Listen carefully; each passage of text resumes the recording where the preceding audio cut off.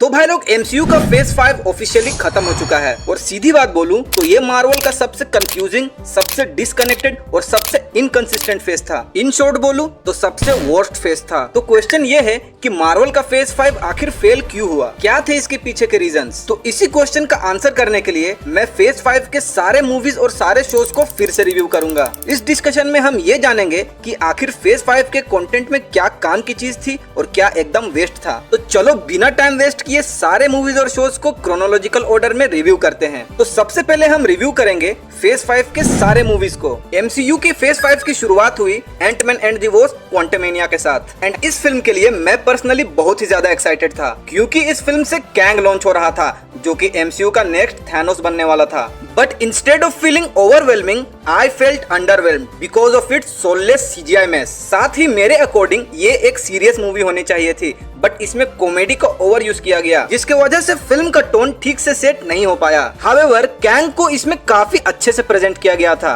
But film के ending ने काफी लोगों को डिसअपॉइंट किया। अब तुम ही लोग बताओ, मल्टीवर्स सागा का सबसे बड़ा विलन एंटमैन से हार जाएगा तो ऑफ तो फील होगा ही। फेज की शुरुआत में ही कैंग को इतने वीक तरीके से इंट्रोड्यूस किया गया कि ऑडियंस इसे पूरी तरह से एक्सेप्ट नहीं कर पाई एंड क्लियरली ये फेज 5 का अच्छा स्टार्ट नहीं था। पर थैंक गॉड इसके बाद guardians of the Galaxy volume 3 I and volume 3 के थ्रू जेम्स गन ने एमसीयू को एक मास्टरपीस दे दिया। I mean what a movie it was. मुझे तो काफी पसंद आई ये फिल्म। एक सैड और हार्टफेल्ट प्लॉट के साथ ये काफी ब्यूटीफुल फिल्म थी। इस फिल्म ने एनिमल क्रुएल्टी के थीम को टच किया और इसे काफी ब्यूटीफुली प्रेजेंट भी किया एंड यार इसकी एंडिंग अभी तक मुझे याद है। इतना ब्यूटीफुली इस फिल्म को एंड किया गया कि वो अभी भी काफी सेटिस्फाइंग फील देता है। इस फिल्म को मैं मास्टरपीस तो नहीं कहूंगा लेकिन मास्टरपीस से कम भी नहीं कहूंगा। इस फिल्म ने बॉक्स ऑफिस पे काफी अच्छा परफॉर्म किया एंड इसी फिल्म के साथ अनडाउटेडली ये एमसीयू की बेस्ट ट्रिलॉजी भी बनी। Guardians of the Galaxy volume 3 के साथ थोड़ी खुशी आई ही थी कि फिर दी मार्वल्स आ गई। भाई it was such a mess कि इसे देखकर ऐसा फील हुआ कि ये एक ऐसी फिल्म का सीक्वल है जिसे कभी बनना ही नहीं चाहिए था। पूरे 1 घंटे और 45 मिनट्स के इस फिल्म में तीनों लीड कैरेक्टर्स के बीच में केमिस्ट्री तो जरूर दिखा जिसमें फन एलिमेंट्स भी थे बट इसके प्लॉट में बिल्कुल भी जान नहीं थी और इसके विलन को तो मैं भूलना चाहूंगा। बिसाइड्स इट इसकी सीजीआई और एडिटिंग भी इम्प्रेसिव नहीं थी, इसीलिए इसे ऑडियंस से रिस्पॉन्स बिल्कुल भी नहीं मिला और ये बन गई एमसीयू के हिस्ट्री की अब तक की सबसे लोवेस्ट ग्रोसिंग मूवी। इसके बाद आई एमसीयू की first R rated movie Deadpool and Wolverine and it was a huge hit. I mean it had everything from fan service to amazing action sequences. ये फिल्म एंटरटेनिंग के साथ साथ काफी funny भी थी एंड इसमें डेडपूल और वुल्वरीन के बीच के केमिस्ट्री को काफी पसंद किया गया। इस मूवी का सबसे बेस्ट पार्ट मुझे ये लगा कि इसने एमसीयू के रिसेंट फेलियर्स का मजाक उड़ाया जिससे ये पता चलता है कि ये लोग अपने सिचुएशन से काफी अवेयर्ड हैं और बेटर करने की कोशिश कर रहे हैं एंड इसी बात के लिए इसे ऑडियंस से काफी एप्रिसिएशन भी मिला।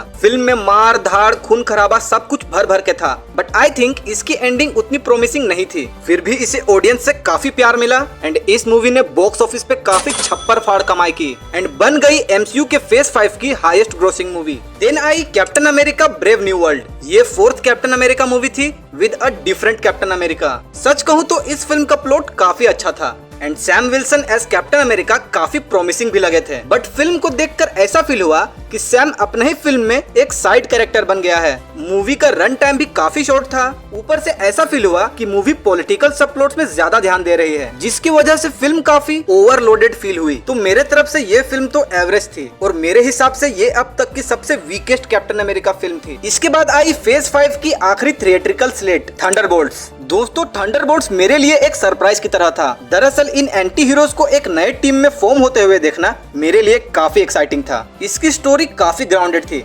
जिसमें इमोशन और थीमेटिक मैच्योरिटी के ब्लेंड ने इसे और भी बेटर बना दिया। थंडरबोल्ट्स को देखकर ऐसा नहीं लग रहा था कि मैं कोई रेगुलर एमसीयू की फिल्म देख रहा हूँ, इसीलिए ये मुझे काफी फ्रेश फील हुई थी। बट फिल्म में वॉइड की जगह अगर सेंट्री पे एक्चुअल फोकस होता तो मूवी और भी ज्यादा मजेदार होती। फिर भी फिल्म को काफी अच्छा रिव्यू मिला but unfortunately film box office पे ज्यादा कलेक्शन नहीं कर पाई। तो ये था एमसीयू के फेज 5 के मूवीज का डिपार्टमेंट जो कि एकदम इनकंसिस्टेंसी से भरा पड़ा था। फेज 5 में टोटल 6 मूवीज आई जिसमें से 2 तो बड़े हिट थे, कुछ एवरेज मूवीज भी थे और एक कंप्लीट डिजास्टर था। बट ये इनकंसिस्टेंसी सिर्फ मूवीज तक ही लिमिटेड नहीं थी। डिज्नी प्लस शोज में भी एमसीयू का यही हाल था, जिसमें सबसे पहले आता है सीक्रेट इन्वेजन। इस शो में कॉमिक्स की हिस्ट्री के सबसे बड़े इवेंट को दिखाया जा रहा था और इसीलिए इस शो की थोड़ी सी हाइप भी थी। इसके फर्स्ट 2 एपिसोड्स तो काफी अच्छे थे, बट इसके बाद प्लॉट काफी प्रिडिक्टेबल फील होने लगा। सच कहूँ तो शो में पोटेंशियल था, लेकिन इसने निक फ्यूरी को कम्प्लीटली वेस्ट कर दिया। यहाँ तक कि सिर्फ शॉक वैल्यू के लिए मारिया हिल तक को मार दिया। साथ ही रोडी का एज अ स्क्रल रिवील होना मेरे लिए फेज 4 के ढेर सारे मोमेंट्स को अंडरवेलमिंग भी बना गया एंड इसकी एंडिंग भी कुछ खास नहीं थी। इसीलिए इसे ऑडियंस की तरफ से कुछ खास रिस्पॉन्स नहीं मिला और ये बन गई एमसीयू के हिस्ट्री की सबसे लोएस्ट स्कोर करने वाली टीवी शो। एक्चुअली बेहतर तो यही होता कि इस स्टोरी को एक एवेंजर्स लेवल मूवी में दिखाते, ना कि एक निक फ्यूरी टीवी शो में। वेल, सीक्रेट इन्वेजन देखने के बाद मूड तो पहले ही खराब था,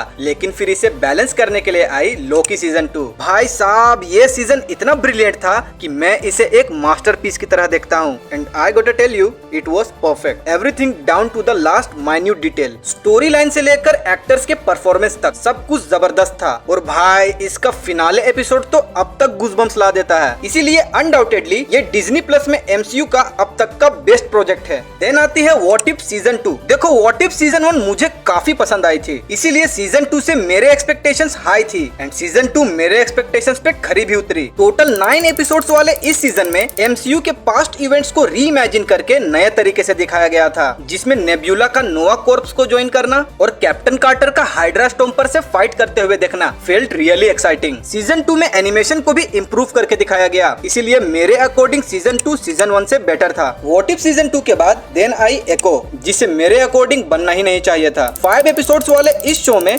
सिर्फ 2 ही चीजें अच्छी थी, एक था एलेक्वा कॉक्स का परफॉर्मेंस और दूसरा था इसके एक्शन सीक्वेंसेस। इसके अलावा इसकी स्टोरी एकदम मीडियोकर थी, कैरेक्टर डेवलपमेंट भी एकदम जीरो और एडिटिंग में काफी फ्लॉज थे। इसीलिए for me Echo was a complete waste of time. Then आई एक्स-मैन 97 का सीजन 1 एंड भाई साहब, इस एनिमेटेड शो की क्या ही बात करूं। 10 एपिसोड्स वाले इस शो में animation, action, dialogues plus writing सब कुछ एकदम टॉप नॉच था एंड इस बात को बोलने में मुझे बिल्कुल भी झिझक नहीं है कि ये एमसीयू का अब तक के बेस्ट प्रोजेक्ट्स में से एक है। दोस्तों, ये उन प्रोजेक्ट्स में से एक है जिसने फेज 5 में एमसीयू की लाज रखी। ये शो इतना अच्छा था कि इसने इनविंसिबल जैसे शो तक का रिकॉर्ड तोड़ दिया और उस ईयर ये पूरे डिज्नी प्लस का सबसे मोस्ट व्यूड शो भी बन गया। इसीलिए इसके सीजन 2 के लिए मैं तो काफी एक्साइटेड हूँ। एक्स-मैन 97 के बाद आई अगाथा ऑल अलोंग। सच कहूँ तो मुझे लगा था कि ये शो काफी बकवास होगा, but in reality I was surprised. ये तो मार्वल के बेस्ट शोज में से एक निकला। भाई, जिस तरह से इस शो में स्टोरी को पोर्ट्रे किया गया है ना, उसके लिए सिर्फ एक ही वर्ड है और वो है ब्यूटीफुल। इस शो की राइटिंग भी बहुत अच्छी है और इसका फाइनल एपिसोड तो काफी हार्ट ब्रेकिंग था। साथ ही इस शो के एक्टर्स ने भी काफी अच्छा परफॉर्मेंस दिया है, बट सब कुछ अच्छा होने के बावजूद अनफॉर्चुनेटली इसे वांडा विजन जैसा सक्सेस नहीं मिला। इसके बाद आया व्हाट इफ का सीजन 3। दोस्तों, सीजन 2 के बाद सीजन 3 से मैं और भी अमेजिंग स्टोरीज एक्सपेक्ट कर रहा था, बट सीजन 3 मुझे उतना अच्छा नहीं लगा। इस शो में काफी पोटेंशियल था, बट इसके घटिया राइटिंग ने इसे पूरी तरह स्पॉइल कर दिया। भाई, मुझे समझ नहीं आता कि हर फिनाले एपिसोड में कैप्टन कार्टर क्या कर रही होती है। इस सीजन का प्लॉट काफी कंफ्यूजिंग था, साथ ही इसका स्टोरी लाइन भी उतना एंगेजिंग नहीं था, इसलिए इस शो को उतने अच्छे रिव्यूज नहीं मिले। इस सीजन के थ्रू ये एमसीयू का बेस्ट एनिमेटेड ट्रिलॉजी बन सकता था। खैर, फर्स्ट एनिमेटेड ट्रिलॉजी तो बना, बट इस सीजन की वजह से ये बेस्ट नहीं बन पाया। देन आई योर फ्रेंडली नेबरहुड स्पाइडरमैन का सीजन 1 एंड मेरे अकॉर्डिंग ये अब तक का बेस्ट स्पाइडरमैन एनिमेटेड शो था, जिसमें स्पाइडरमैन का न्यू ओरिजिन स्टोरी दिखाया गया। इस शो में मार्वल ने अपना विजन दिखाया